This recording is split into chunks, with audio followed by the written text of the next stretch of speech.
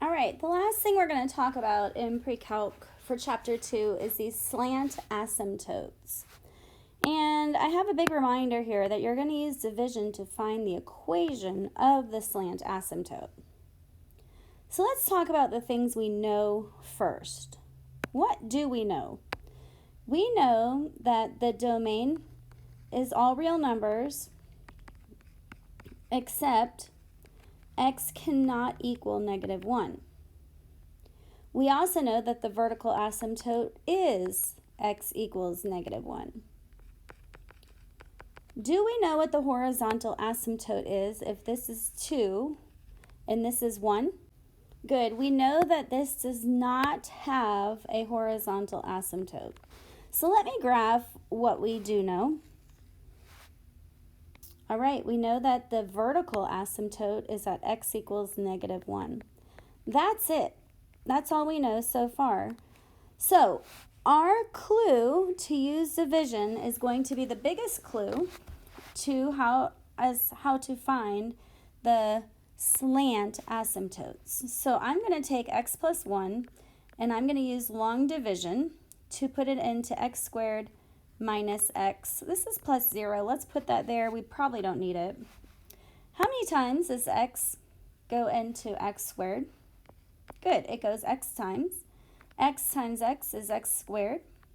X times 1 is positive x. And when I change the signs, I have -2x plus 0. We do need it. X goes into -2x, -2 times. -2 times x is -2x. -2 times 1 is -2. And when I change the signs, notice I have a remainder. That remainder does not matter. In this case, you can ignore the remainder. But I know that the slant asymptote goes through x minus 2. So I'm going to graph this as a line, y equals x minus 2.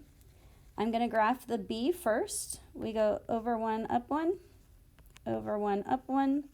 And my slant asymptote is going to look like this.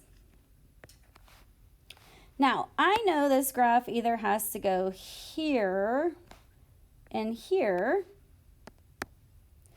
or here and here. So I'm going to go ahead and plug in. Well, let's plug in 0. If I plug in 0 for x, yes, I'm plugging in numbers. We should plug in numbers. If I plug in numbers, I get 0 over 1, which is 0. If I plug in 1, I get 1 minus 1 on top and 1 plus 1 on the bottom, and that's a half. So it looks like this graph is going to go here, and I don't have enough room down here. Let me go ahead and make my graph a little larger so you can see it.